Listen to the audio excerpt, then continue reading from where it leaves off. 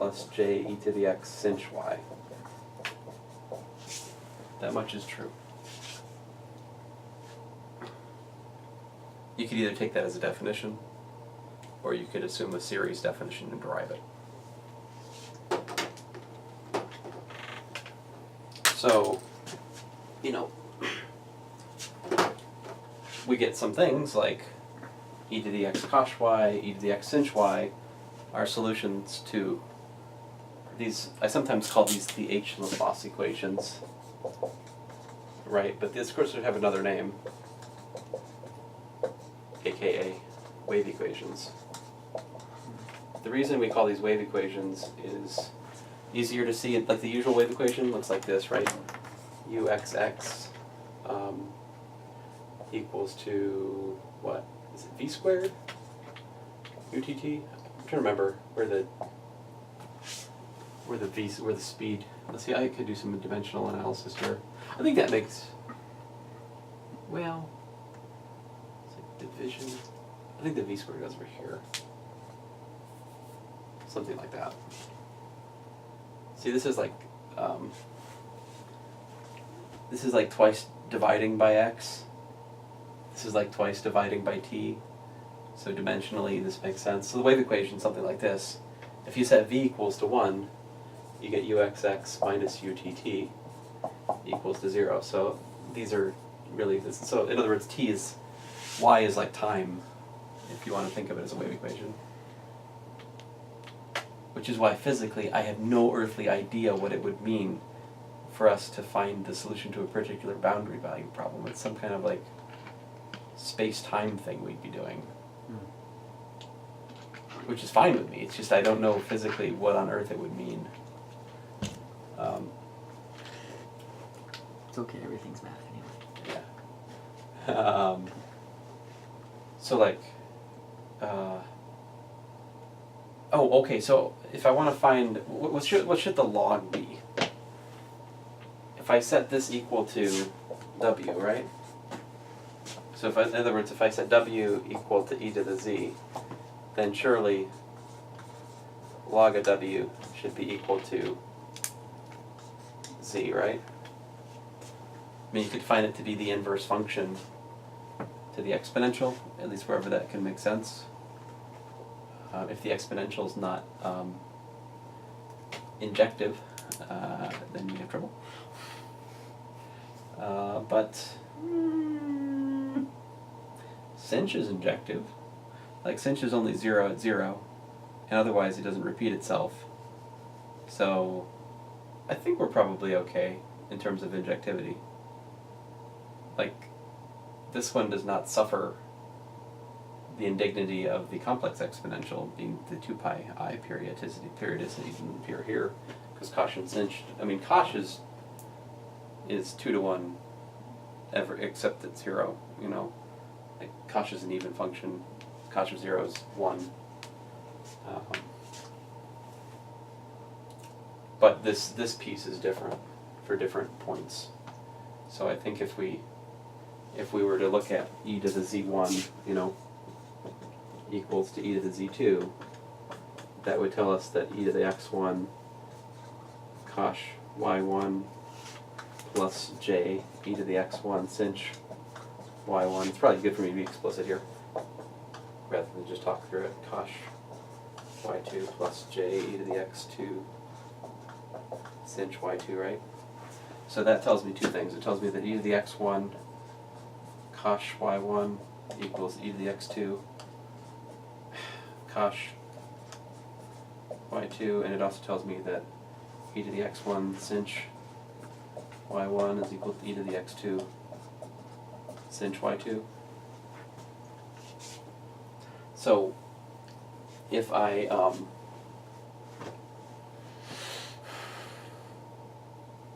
so I can divide these equations. The top equation is non-zero. Nothing is lost by dividing by it. So this gives me the hyperbolic tangent of y1 equals the hyperbolic tangent of y2, right? Do you guys know what the hyperbolic tangent looks like?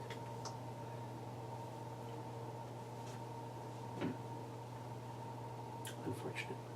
Mathematica does. Mathematica. Oh, come on. You're so weak. All right, tangent of theta is e to the theta plus e to the minus theta over, minus, e to the theta plus e to the minus theta, which is simultaneously two things. On the one hand, it's 1 minus e to the minus 2 theta over 1 plus e to the minus 2 theta, but it's also equal to e to the 2 theta minus 1 over e to the 2 theta plus 1, right? And it's pretty easy to see from this that this goes to 1 as theta goes to infinity, and this goes to minus 1 as theta goes to minus infinity. And so that's why tangent looks like, and by the way, the derivative of tangent is secant squared, or hyperbolic secant squared, so it's everywhere increasing. Voila, you got this. So in other words, it's 1 to 1. This gives me y1 equals to y2. It's everywhere increasing, and it's an injective function, the hyperbolic tangent. And then once I know y1 is equal to y2, then you can go back up in here and you get e to the x1 equals e to the x2, so x1 is equal to x2. Consequently, the hyperbolic exponential function's everywhere injective. It's a little bit different than the complex exponential function, which is repeating itself every like 2 pi I strip. So like the complex exponential function, it takes horizontal strips 2 pi I high, and it maps them to the complex plane in the W plane. So it's not just 2 to 1 or 3 to 1, it's infinity to 1. I mean, there's infinitely many points, you know. The complex exponential takes this point and this point and this point and this point and this point and this point in the z-plane, and it maps them all to the same point over here in the w-plane.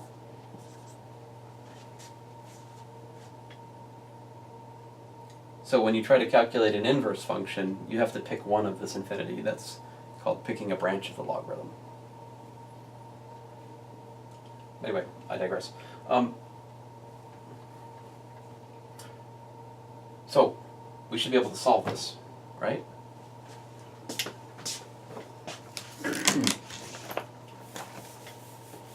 Can we do that?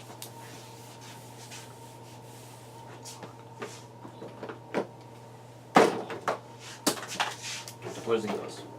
Oh man, almost out of time. So I'm trying to solve.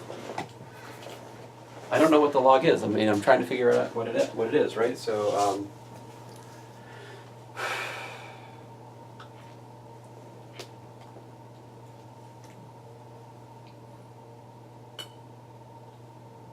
so I've got u plus. How do I do this? I'm sorry. I need to solve.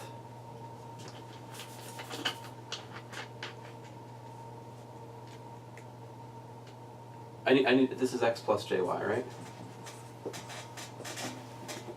So I need to solve this equation for x and y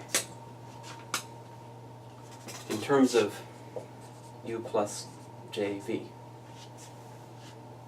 So I've got e to the x cos y equals to u, e to the x sinh y equals to v. That's from the real component, that's from the imaginary component. Sorry, I should stop saying that. Stupid.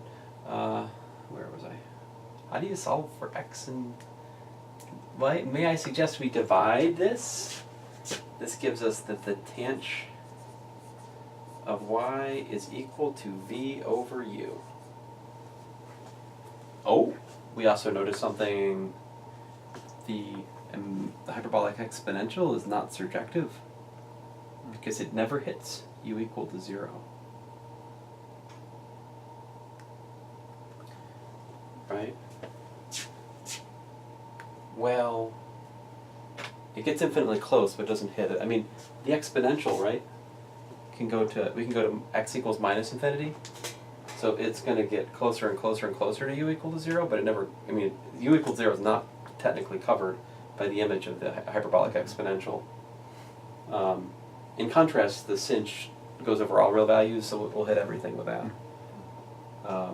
Did we assume, like before with the holes and stuff in complex, that we like, it does map to the point, but that point is just infinity? Well, I mean, that's complex. I don't know, this is a new world. So like some sort of point at infinity. U equal to 0, so this, what I'm saying is there's something funny going on. This point, the v-axis is not covered. It's not hit by the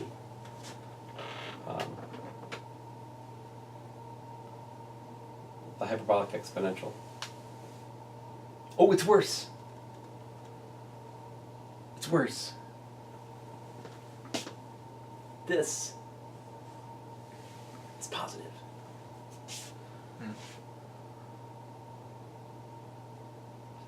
The hyperbolic exponential only gets this stuff over here.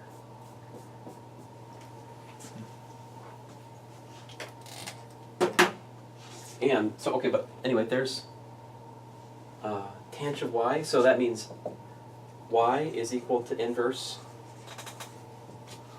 hyperbolic tangent, which by the way is defined for the reasons I just showed you. Y is equal to inverse hyperbolic tangent of v over u. And how do we get x? May I suggest that we look at u squared minus v squared. That will give me e to the 2x cosh squared x minus sinh squared x. But that is e to the 2x. So therefore, 2x is equal to the natural log of u squared minus v squared. In other words, x is equal to 1/2 natural log of u squared minus v squared. I personally find this to be a deeply satisfying formula. We have just derived that the log of w is equal to the natural log of the square root of,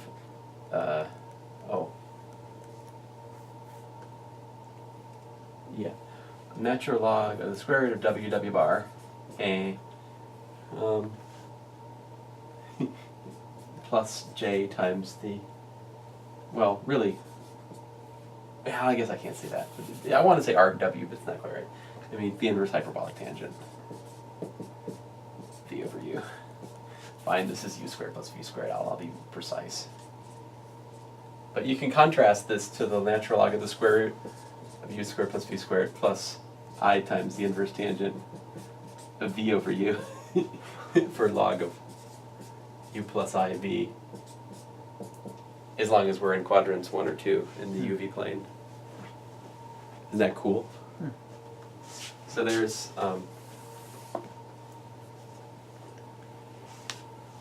the hyperbolic logarithm.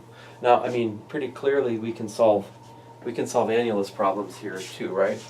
Like we could solve, if we wanted to solve the wave equation on this annulus with, say, 7 here and 11 here, and this was 1 and this was e, we could use phi equal to, like, what, 7 natural log of the, well, see, this, Should be oh, minus. did I do that? That's supposed to be minus. Yeah, I'm sorry. So natural log of the square root of square minus v squared. Ooh.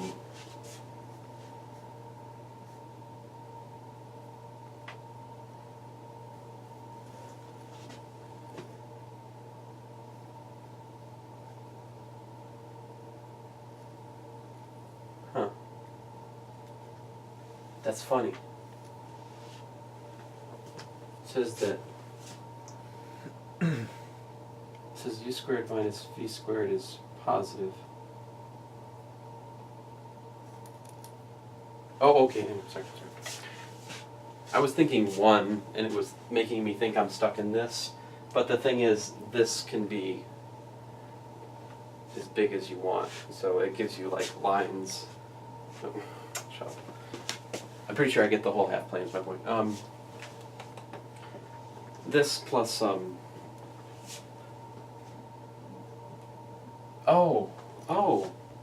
no, no, no.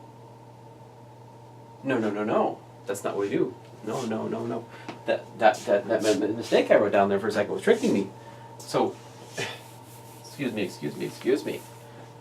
What I think we would be able to solve if we were on, like,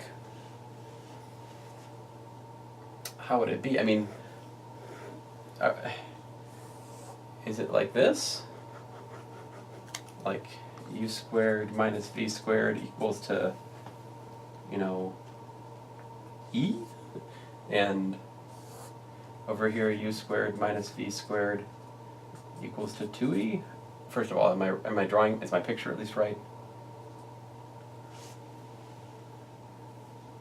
Because if this is the u-axis and this is the v-axis, we put u equal to 0. Yeah, there's no solution. These are in fact sideways opening.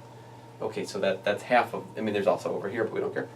So if I wanted to solve in this region, right, the wave equation, quote unquote wave equation, it seems like I could use. Suppose I wanted to make this 10 and make this one 20. I think if I use something like 10 natural log, dang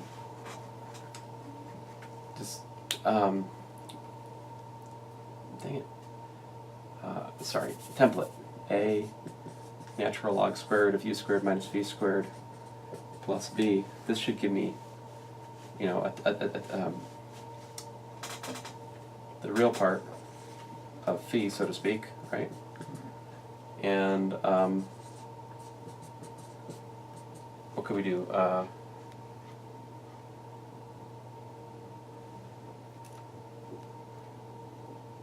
I need a plus b equal to 10, and 2a is log of 2e. Oh, I don't want 2e here. What do I want? I'm trying to be lazy. When I plug it into here, I want it to be like, I think I need to put like an e. Oh. I want that to be e squared, by the way, okay? I want this to be e to the 4th. So when I feed that to here, then that gives me e squared, gives me 2, Right. okay? That's what I was angling for in this silly setup. So I gotta solve those. What do I get? Like,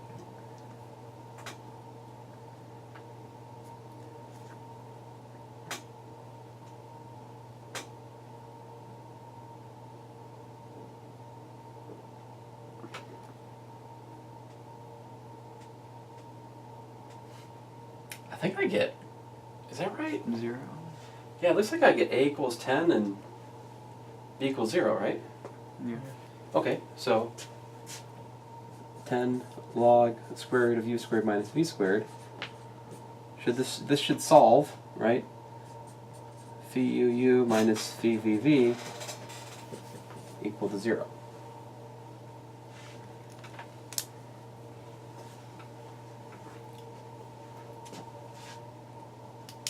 Now, here's the harder question to ask. Can we find, right, some function, and this is what I don't know. Right. Can I find some function, of z, so equals to u plus jv, which takes some mystery shape over here in the yx plane and maps it to this. If I could find such a function, right, then I can construct phi of, maybe it's got a hole in it or something, and it takes this one to this one and this one to that one, Mm-hmm. And if I could find that though, then phi of z, and I don't know if I can find that, I was thinking if I could find it, this will then be a solution to the wave equation over here with those boundary conditions.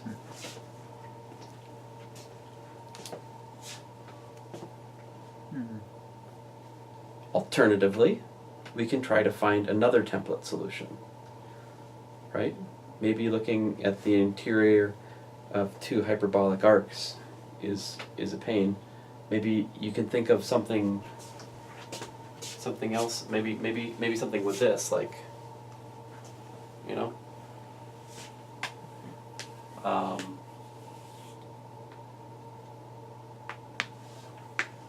That's my initial thoughts. So that you see, the game we're playing is we need to find both template solution and also a way to get from something interesting over here to the sort of canonical kind of domains of our template solution in order to make the illustrate the method, ideally.